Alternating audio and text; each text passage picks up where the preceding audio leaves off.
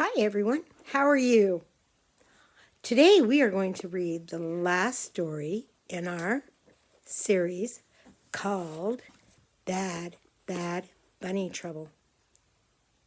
And I would show you the cover, but I want you to make a prediction about what kind of trouble that Ralph could get into in this book.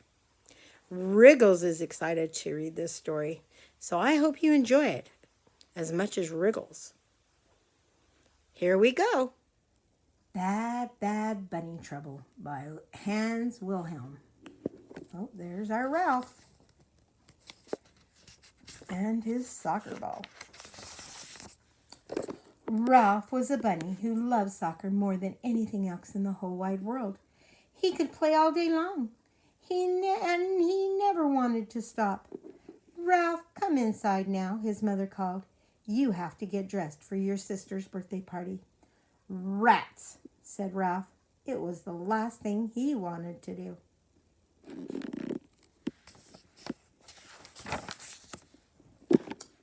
Look how dirty you are, scolded his mother. Quick, go upstairs and change. The guest will be here any minute. Ralph saw that his mother was putting the candles on the birthday cake for Liza. She had also bought a coffee cake. Ralph wondered how it tasted. Ralph was still angry at having to leave his soccer game. This party would be more fun if we could just play soccer instead of sing stupid songs, he grumbled. We'll probably play stupid musical chairs or pin the stupid tail on the stupid donkey. Ralph took his time getting ready. He was the last one to join the party. Look, he's brushing his fur, getting his bow tie on, and he just does not look happy. After everyone sang happy birthday, Ralph's mother was ready to cut the cakes. Ralph said, I want a piece of coffee cake. No, you can't have coffee cake, said his mother. It's for the grown-ups. The birthday cake is for the children. But I don't want birthday cake. I want coffee cake, Ralph cried and stomped his feet. No, his mother said again. Ralph was so angry he could not control himself. He did something awfully horrible. If I can't have it, then nobody can, he said, and he spat on the cake. Now that did it. Ralph was in bad, bad trouble. I wouldn't want a piece of cake after that. Ralph, how could you? His mother gasped. Up to the attic this instant. I will deal with you later. Ralph's cheeks were burning as he stomped up to the attic, but he really didn't mind. The attic was the workshop where the rabbits decorated Easter eggs. It was a nice big room, just perfect for working on his fancy footwork. Suddenly, Ralph heard horrifying screams outside, and from the distance came a terrifying chant.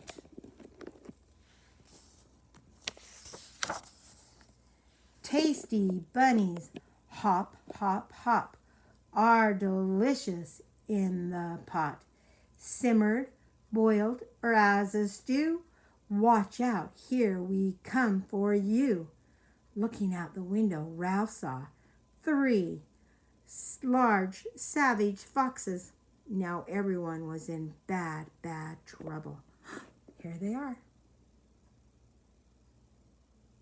Look, everyone's going to get in the house. Can you find Ralph?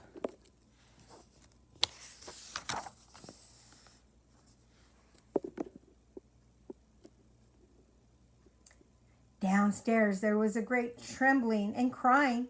The rabbits locked the windows and bolted the doors. Then they all went down into the cellar, which was the safest place. In all the commotion, everyone forgot about Ralph.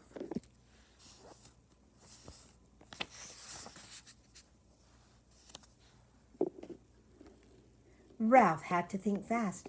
He picked up a basket of eggs and threw them out the window.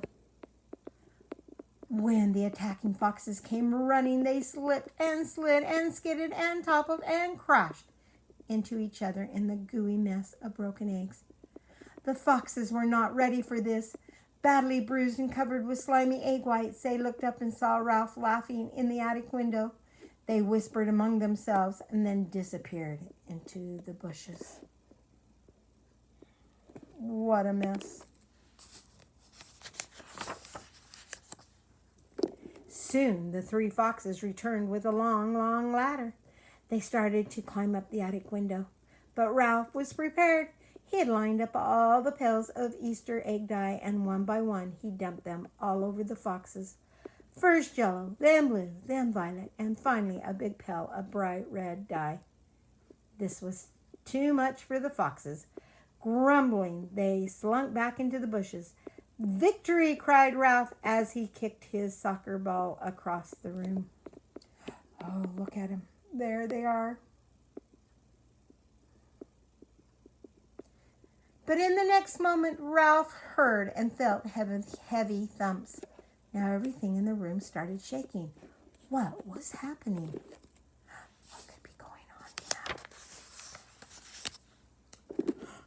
now? Oh, can you see what's going on? The foxes were back and they were still trying to get in. Thump, thump, thump. We're coming through to have a bunny barbecue. Ralph knew now that he needed some help. He thought of Brutus the bull inside of the barn, but the barn was so far away. There's just one chance, he thought. Ralph placed his soccer ball on the windowsill. This would be the most important kick he had ever made. Ralph gave it all he had. The ball arched and soared and disappeared into the barn window of the barn. "Aha, you missed us," laughed the fox. And they gave the door another big thump. So there's Ralph kicking the ball. There's the arch. And there it goes right into the barn. How's that going to get Brutus to come? Let's find out. Inside the barn, the animals were enjoying their afternoon snooze when the ball sailed through the window.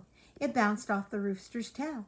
"Yike-a-doodle-doo," he cried as the ball headed for the hen. "Squawk," cried the startled hen, who accidentally laid an egg.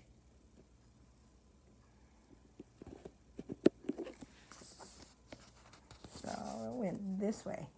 Came through the window and then went back and landed on the chicken. And the chicken laid an egg. There's the egg, which dropped onto the pig and made her little piglets squeal with laughter. They giggled so hard that they knocked over the milk can. Milk splashed all over the billy goat. Shaking and trying to kick himself dry, the goat woke up the sheep and scared them so much. They fell against the ladder, which toppled over and knocked down the bales of hay, which fell on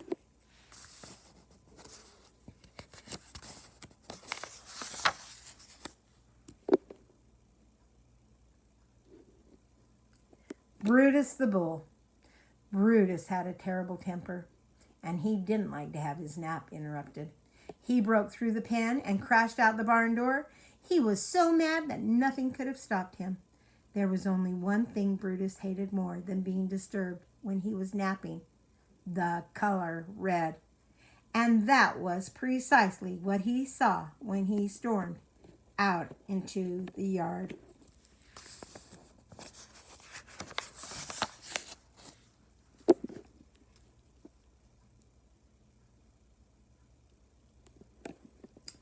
Three fire engine red foxes.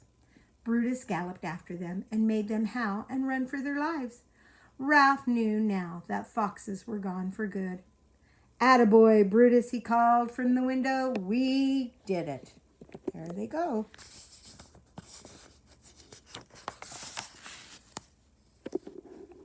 The danger was over. The rabbits climbed out of the cellar. When they found out what Ralph had done, they gave him a big cheer. Then the happy rabbits celebrated not only Liza's birthday, but also their good fortune. Liza told everybody, Ralph must be the greatest soccer player in the world. Nobody else could make a kick like that. Oh, there they are. And they did do some singing. There they are singing some songs. After everyone had a piece of birthday cake, they all played a great game of soccer. Well, Wriggles, how did you like that story? That was kind of fun. I like that Ralph saved the day. All right, a series of books is a lot of fun to read, so you might want to go check some out at the library or somewhere where you could read about one character that's in 2 or 3 books and see what happens. Now, if we were at school, I would have you probably write me a little story about what would Ralph's next adventure be. If you would like to write me a story and send it to me on my email, I would love to read one. All right, you guys take care, and we will see you later. Bye-bye.